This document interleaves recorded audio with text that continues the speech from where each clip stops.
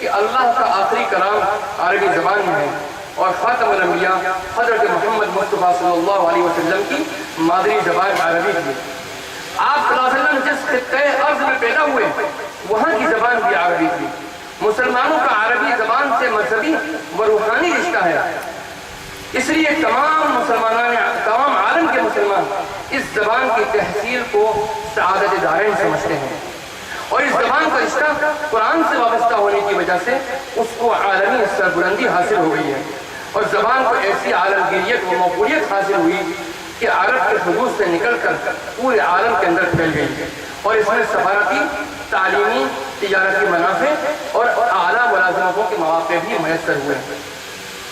عربی زبان و ادب کی اہمیت اور اس کے ارتقائی مراحل پر ڈاکٹر شوقی غیب صالح استاد قاہرہ یونیورسٹی مصر کی کتاب جدید عربی ادب کا ایک اقتباس یہاں پیش کرنا مناسب معلوم ہوتا ہے کہ کسی بھی قوم کا ادب دراصل وہ آئینہ ہوتا ہے جس میں اس کی تاریخ اور تہذیب و تمدن کا عکس نظر آتا ہے، جس سے اس کے ارتقاء اور اس کی طاقت و قوت کا اندازہ لگایا جا سکتا ہے۔ دنیا کی زندہ زبانوں کے ادب پر نظر ڈالتے وقت عربی زبان کا ادب پوری آب و تاب اور شان و شوکت کے ساتھ ہماری نگاہوں کے سامنے جلوہ گر ہوتا ہے۔ یہ وہ زبان ہے جس کا ادب ہر دور اور ہر زمانے میں دنیا کی دیگر قوموں کے ادب کی مانند زندہ و تابندہ رہا، اور جس کا جادو ہر دور اور ہر زمانے میں سر چڑھ کر بولتا رہا، جو ہر زمانے میں پوری شان و شوکت کے ساتھ اپنے ماننے اور چاہنے والوں کے دلوں پر راج کرتا رہا۔ یہ وہ ادب ہے جو مختلف ادوار، مختلف عہد اور مختلف زمانوں سے ہوتا ہوا ہم تک پہنچا ہے۔ دور جاہلیت کے بعد جب ہم اسلامی عہد کے ادب پر نگاہ ڈالتے ہیں تو نظم و نثر دونوں ہی اپنی شان و شوکت کے ساتھ ہمارے سامنے آتے ہیں۔ دور جاہلیت جہاں خانہ بدوشانہ طرز معاشرت تھی، علوم و فنون، تہذیب و تمدن کا خلا تھا، لاقانونیت اور غارت گری کا عام رواج تھا، وہیں اسلامی عہد کی آمد نے پورے معاشرے کو ایک ایسا دستور حیات فراہم کیا جس نے اس دور کی قوم کو، اس دور کی قوم کو تہذیب و تمدن کا مالک بنا دیا۔ صحرا نشینوں اور خانہ بدوشوں کو نظم، ضبط اور سماجی قوانین سے واقف کرا دیا، اور ایسے معاشرے کی تشکیل کی جو دوسری قوموں کے لیے قابل تقلید نمونہ بن گئی۔ اس دور کے ادب پر جب ہم نگاہ ڈالتے ہیں تو نثری حصے میں قرآن کریم اور حدیث رسول عظیم صلی اللہ علیہ وسلم کی بلاغت و اعجاز کا سامنا ہوتا ہے۔ قرآن کریم وہ معجز نما کتاب ہے جس کی فصاحت و بلاغت اور زبان و بیان عربوں کا سرمایہ افتخار ہے، جس نے عربوں کو نہ صرف ایک دستور حیات عطا کیا بلکہ اپنے مفہوم اور اپنے معانی و مطالب کی تاثیر اور گہرائی سے ان کے دلوں میں گھر کر لیا۔ پوری عرب قوم مل کر اس کی کسی ایک آیت کی نظیر وہ مسیر نہیں لا سکی۔ یہ وہ کتاب ہے جس کا اسلوب بیان نہ تو مقفع و مسجع نظم کی مانند ہے، نہیں ایسی مسجع نثر کہ جس کے ہر جملے کا آخری اس کے پہلے والے جملے کے آخری لفظ کے ہم وزن اور ہم آواز ہوتا ہے، نہیں یہ ایسی بے تکلف نثر ہے جس میں عبارت سیدھی سادی اور بغیر قافیہ بندی لکھی جاتی ہے۔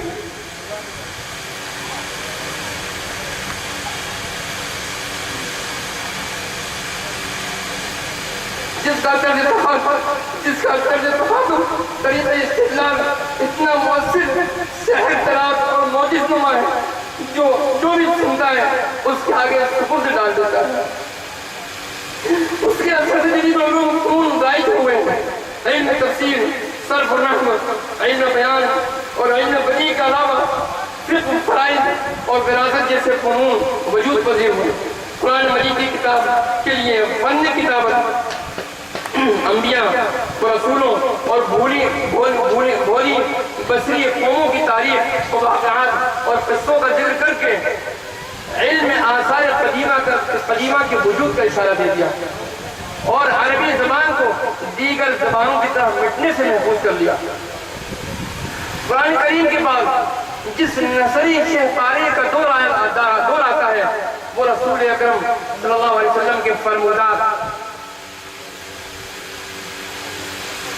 جنہیں ہم حدیث کہتے ہیں اور جنہیں نہ صرف امور دین بلکہ زبان و ادب میں بھی خاص مقام و مرتبہ حاصل ہے۔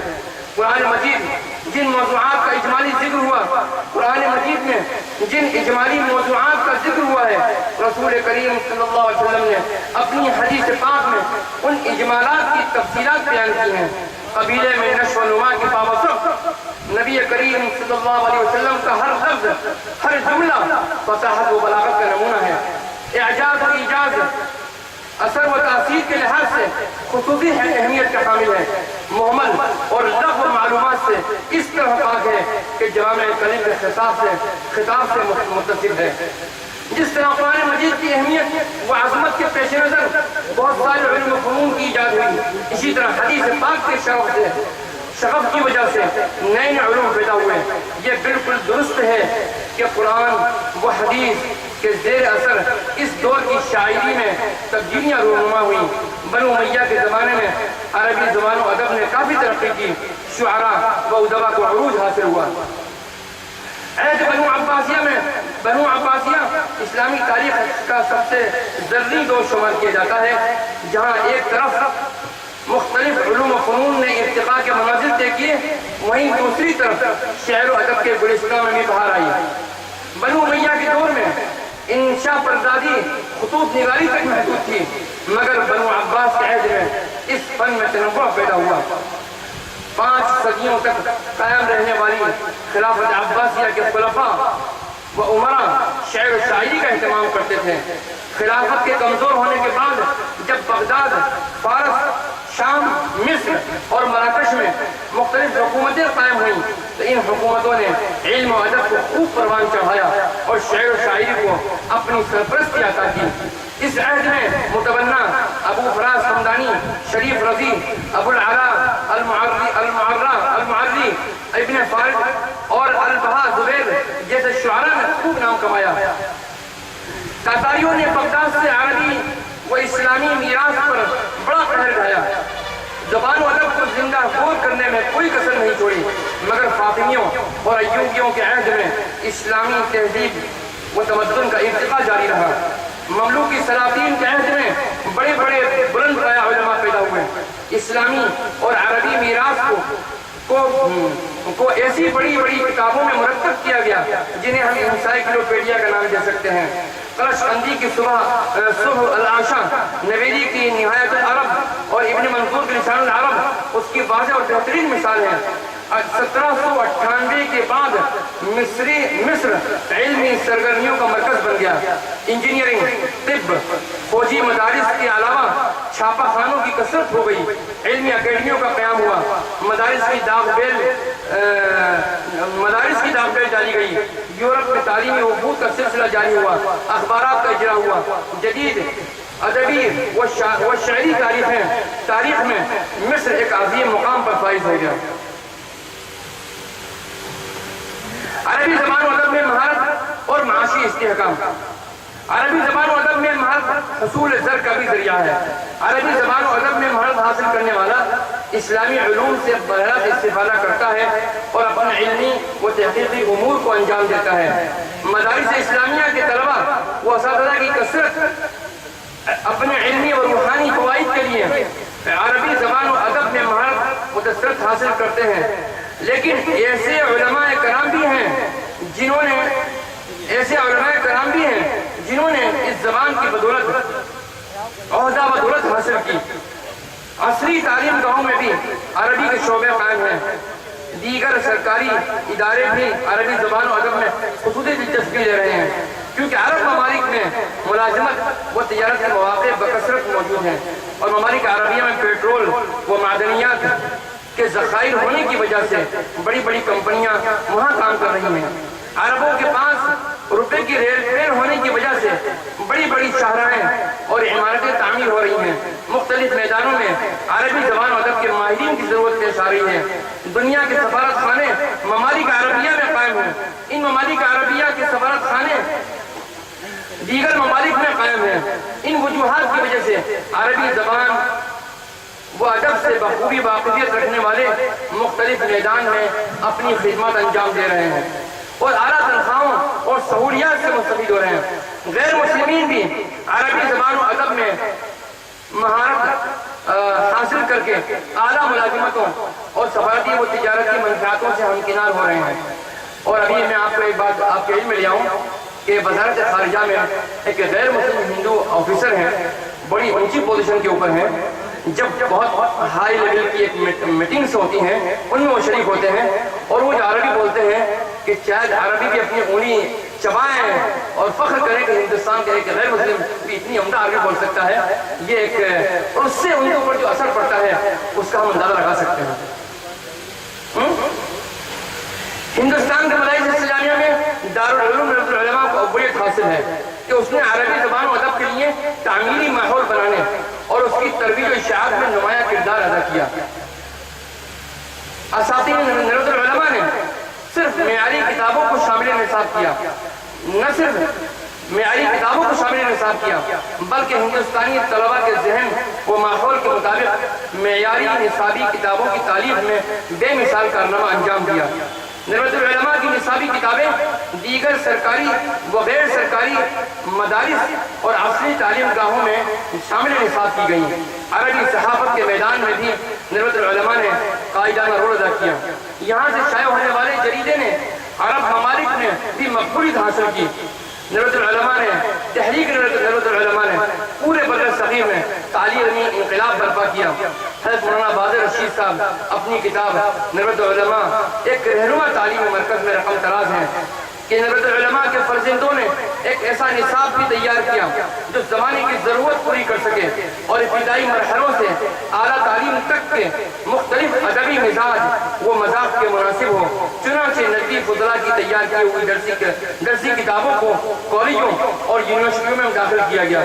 اس کے ساتھ ہی نظام تعلیم میں تبدیلی چاہنے والے دینی مدارس نے بھی اس نصاب کو اپنایا۔ یہ درسی کتابیں ایمان و عقیدہ اور علم و ادب دونوں کی رعایت کے اوپر مشتمل ہیں اور اس میں ایک ایسا پاکیزہ مواد فراہم کیا گیا تھا جس نے نوجوانوں میں عالی ہمتی، بلند نظری، شریفانہ جذبات اور ایک ارتقاء پذیر صحت مند ادبی ذوق پیدا کیا۔ فضلائے ندوہ نے عربی کی ابتدائی کتابوں کو جو اب تک فارسی زبان میں لکھی گئی تھیں اردو اور عربی میں منتقل کیا اور مختلف فنون کی کتابوں کا ایک ایسا سلسلہ تیار کر دیا جس میں ہندوستانی طلباء کے ذہنوں اور بدلتی ہوئی زندگی کے مسائل کی پوری رعایت رکھی گئی، جبکہ متقدمین کی کتابوں میں نحو و صرف کے مسائل بھرے رہتے تھے۔ رابطۂ ادب اسلامی کا قیام عربی زبان و ادب سے قلبی و روحانی لگاؤ اور اس کی ترویج و اشاعت کے سچے جذبے کی وجہ سے حضرت مولانا سید ابوالحسن علی ندوی رحمہ اللہ نے رابطۂ ادب اسلامی قائم کیا۔ آج یہ ادارہ عالمی سطح پر متعارف ہے اور اس کی خدمات کا عربوں نے بھی اعتراف کیا ہے۔ ہندوستان کو یہ شرف حاصل ہے کہ اس کا ایک باشندہ عربی زبان و ادب کے صحیح مقاصد کو بروئے کار لانے کے لیے ایک عالمی ادارہ قائم کیا۔ رابطۂ ادب اسلامی کیا ہے؟ مولانا انظر ندوی لکھتے ہیں رابطۂ ادب اسلامی، جس کو عربی میں رابطۃ الادب الاسلامی العالمیہ کہتے ہیں، ایک بین الاقوامی ادبی اسلامی تنظیم ہے جو اسلامی منہاج کے مطابق کتابیں، مقالات، تحریریں، اشعار اور کہانیاں شائع کرتی ہیں۔ 24 نومبر 1984 عیسوی مطابق 2 ربیع الاول 1405 ہجری کو مختلف ممالک کے مسلمہ ادبا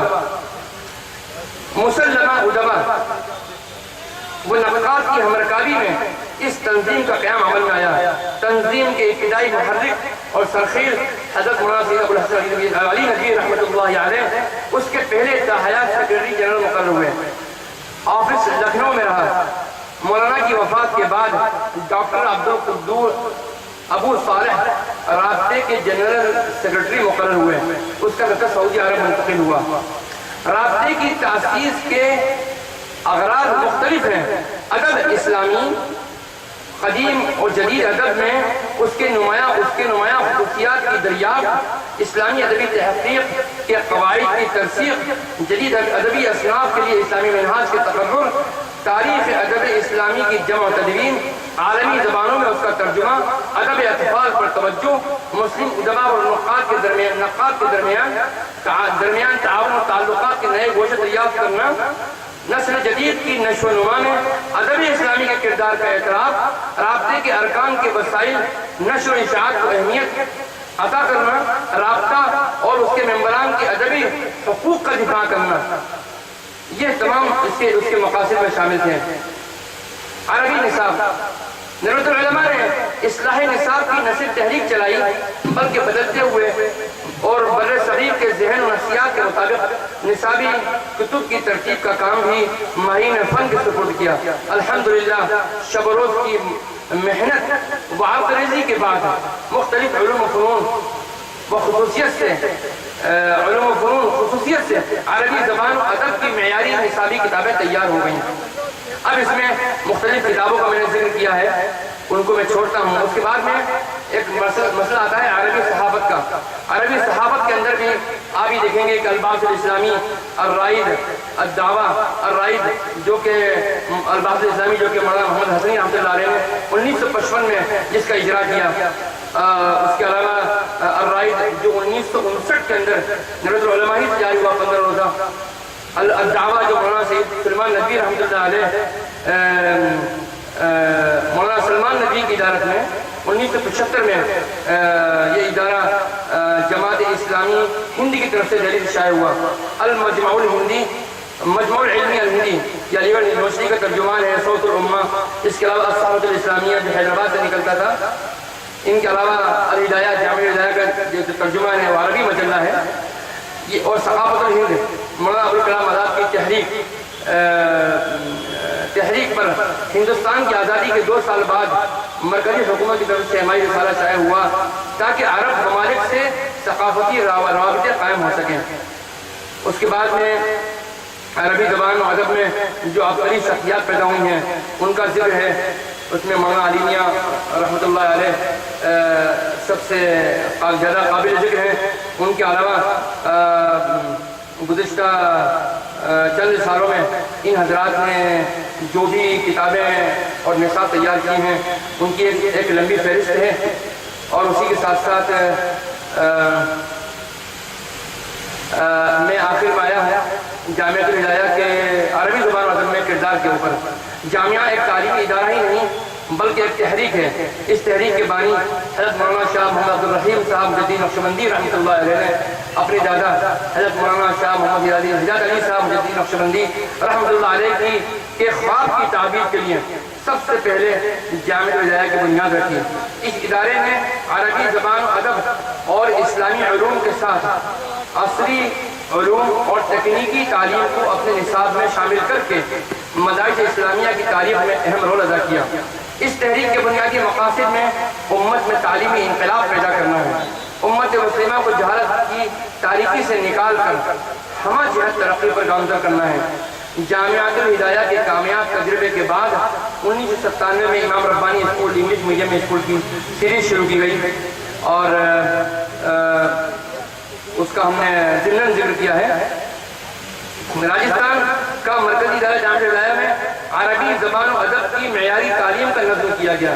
یہاں عربی ادب کا نہ صرف معیاری نصاب متعین کیا گیا بلکہ ایسے اساتذہ کی بھی تقرری عمل میں لائی گئی جن کی عربی زبان و ادب پر گہری نظر تھی، تاکہ طلبہ جامعہ کو عربی صرف و ادب عربی میں مہارت و دسترس حاصل ہو جائے۔ اس سلسلے میں وقتاً فوقتاً محاضرات، ورکشاپ، علمی مذاکروں اور خصوصی نشستوں کا انتظام کیا جاتا رہا۔ الحمدللہ کہ جامعہ کے طلبہ جامعہ اسلامیہ مدینہ منورہ اور دیگر ہندوستان کی یونیورسٹیوں میں اعلیٰ تعلیم سے وابستہ ہوئے ہیں، اور انہوں نے اپنی منفرد پہچان بنائی ہے، اور بہت سے طلبہ ملازمتوں سے بھی وابستہ ہوئے ہیں۔ یہ سلسلہ جاری و ساری ہے۔ جامعۃ الہدایہ کے نصاب میں علوم دینیہ کے ساتھ ساتھ تکنیکی تعلیم کو بھی جگہ دی گئی ہے۔ عربی زبان و ادب کے فروغ و اشاعت اور علمی و تحقیقی فتوحات حاصل کرنے کے لیے ایک معیاری لائبریری قائم کی گئی۔ جامعہ کی اس لائبریری کو مرکزی لائبریری کے نام سے موسوم کیا جاتا ہے۔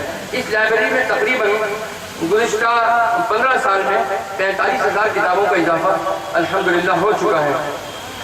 طلبہ جامعہ اور تشنگان علم سیراب ہو رہے ہیں۔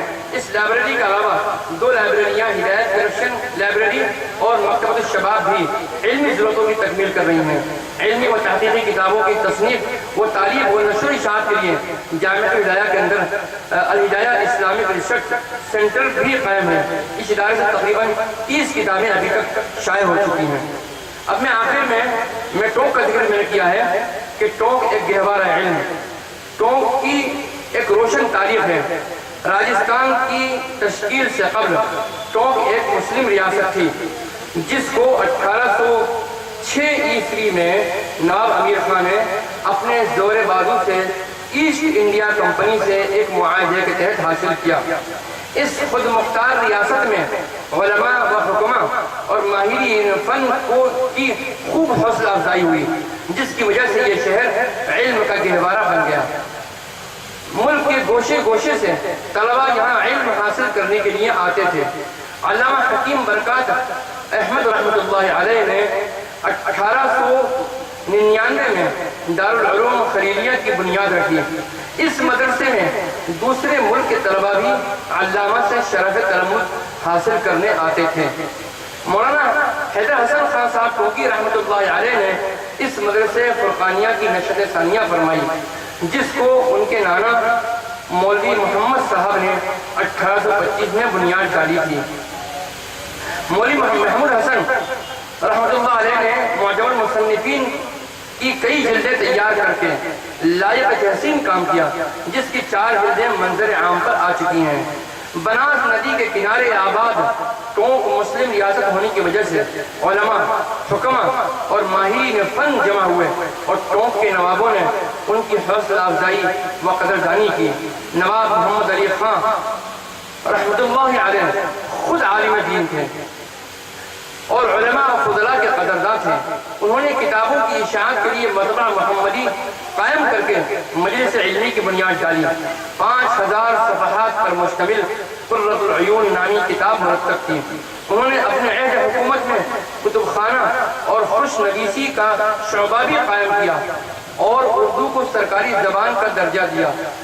ان کا قائم کردہ کتب خانہ مختلف مراحل سے گزر کر آج مولانا ابوالکلام آزاد عربی و فارسی ریسرچ انسٹیٹیوٹ کے نام سے مشہور ہے، جہاں ہم آپ موجود ہیں۔ مولانا ابوالکلام آزاد عربی و فارسی ریسرچ انسٹیٹیوٹ قابل مبارکباد ہے کہ اس نے اس قلیل مدت میں پورے ہندوستان میں بکھرے ہوئے شہپاروں کو اور علمی ذخیروں کو جمع کر کے پورے دنیا کے تشنگان علم کے لیے ایک پلیٹ فارم ایسا دیا کہ وہ یہاں آئیں اور اپنے علم کی تشنگی کو دور کریں۔